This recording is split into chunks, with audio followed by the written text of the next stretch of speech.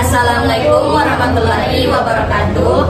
Kami mahasiswa dari Universitas Negeri Makassar, Fakultas Teknik, Prodi Pendidikan Teknik Informatika dan Komputer, kelas G, kelompok 4, dalam mata kuliah Belajar dan Pembelajaran, yang terdiri dari 9 anggota kelompok dalam pembahasan mengenai social learning. Sebelum kita lanjut pada pembahasan lebih dalam, izinkan kami memperkenalkan diri terlebih dahulu. Perkenalkan, nama saya Elma Nurdiana. Perkenalkan, nama saya Tina Kamarani. Saya Sarmila.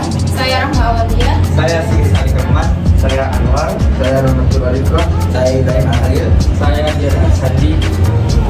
Baik, untuk pemateri yang pertama akan dibacakan oleh Saudari Andina Maharani. Baik, pembaca materi pertama akan dibacakan oleh saya.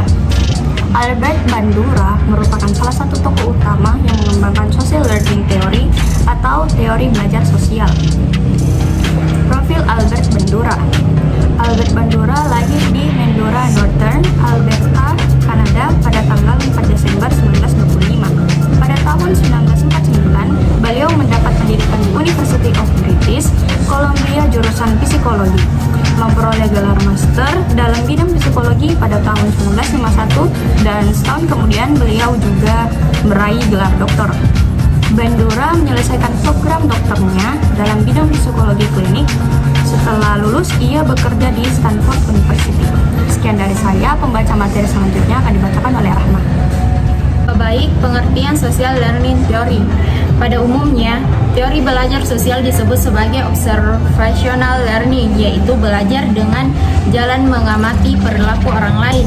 Social learning theory ini mengenai perilaku belajar manusia, yang pada intinya menganggap belajar dilakukan secara internal oleh individu dengan cara melakukan observasi terhadap perilaku kelompok sosial, tidak hanya berdasarkan respon akan stimulus eksternal saja.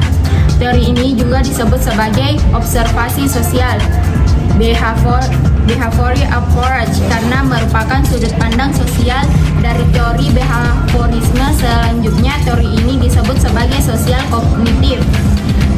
Teori pula karena menyangkut kecerdasan atau proses mental kognitif seseorang dalam sudut pandang sosial.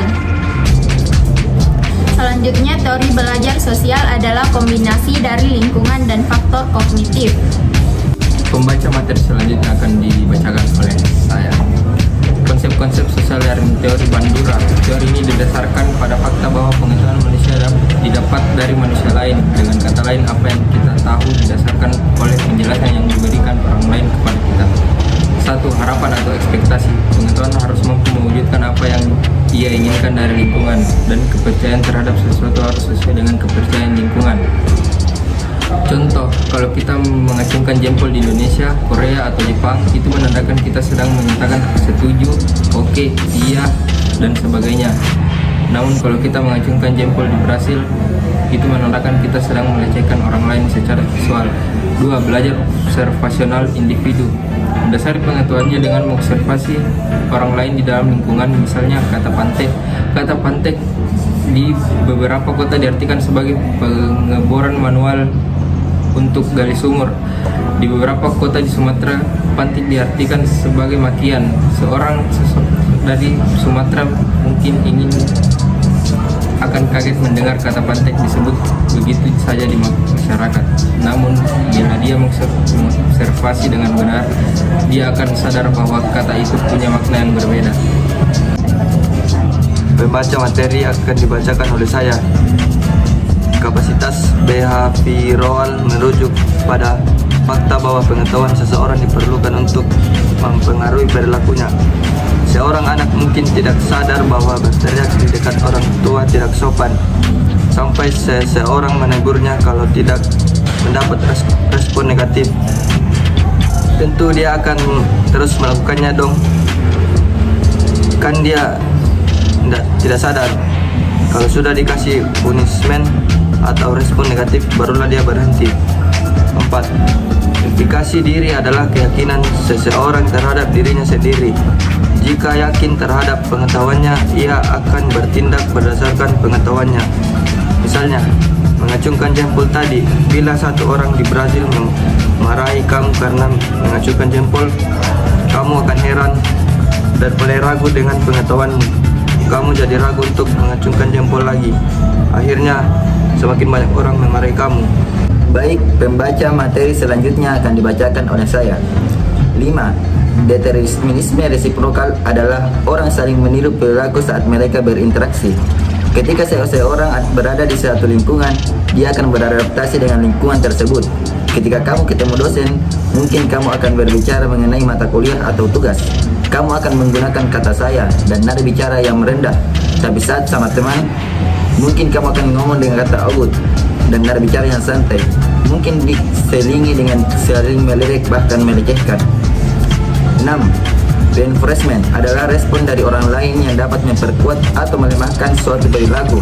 Misalnya, bila seseorang perempuan menggunakan pensil alis lalu dia dipuji, maka dia akan meneruskan menggunakan pensil alis. Malah mungkin pensil alis itu akan dia gunakan juga di bagian kumis dan dagu api. Kalau dia pakai pensil alis lalu semua orang mengeledek mirip Shinchan, mungkin dia akan berhenti menggunakan pensil alis. Sebagai ganti, mungkin dia akan mengoleskan alisnya dengan pensil 2B. Lalu komputer mendeteksi wajahnya sebagai kunci jawaban. Baiklah, selanjutnya saya akan melanjutkan materi yang tadi. Ada 2 jenis pembelajaran melalui pengamatan, yaitu 1. Pembelajaran melalui pengamatan dapat terjadi melalui kondisi yang dialami orang lain. 2. Pembelajaran melalui pengamatan meniru perilaku model. Pendekatan teori sosial, kondisioning pembiasaan dalam respon, imitasi, proses imitasi atau peniruan. Baik, saya akan melanjutkan materi selanjutnya, yaitu kritik Bandura terhadap belajar itu sebagai hubungan antar stimulus dan respon. Poin yang pertama, kurang menjelaskan tentang diperolehnya respon yang baru. Yang kedua, hanya mengamati direct learning atau belajar langsung, yaitu orang berperilaku sesuai atau sesuatu dan mengalami akibatnya. Materi selanjutnya yang akan dibacakan oleh saya. Menurut teori belajar sosial dasar, kognitif dalam proses belajar dapat diringkas dalam 4 tahap, yaitu 1. Perhatian atau attention. Subjek harus memperhatikan tingkah laku model untuk dapat mempelajarinya. 2. Mengingat, retention. Subjek yang memperhatikan harus merekam peristiwa itu dalam sistem ingatannya. Yang ketiga, reproduksi gerak atau reproduction. Setelah mengetahui atau mempelajari sesuatu tingkah laku, subjek juga dapat menunjukkan kemampuannya untuk menghasilkan apa yang disimpan dalam bentuk tingkah laku. Yang keempat, motivasi. Sebagai penggerak individu untuk terus melakukan sesuatu. Baik, saya akan melanjutkan materi kelebihan dan kekurangan teori Albert Bandura. Teori Albert Bandura lebih lengkap dibandingkan teori belajar sebelumnya. Karena itu menekankan bahwa lingkungan dan perilaku seseorang dihubungkan melalui sistem kognitif orang tersebut. Kelemahan yang terdapat pada teori ini adalah pada saat proses penerimaan informasi yang tidak melihat aspek positif dan negatif.